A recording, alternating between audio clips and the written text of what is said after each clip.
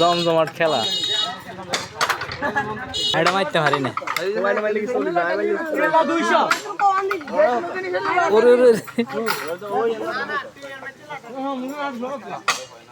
ওরা ঢুকি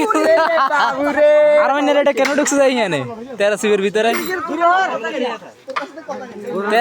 কেন ঢুকছে যাই হালকা প্যাসে দিই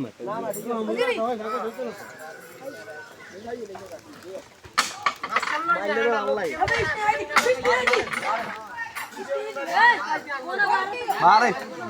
জায়গা মধ্যে সবার হইলে হবে না ওই হাসা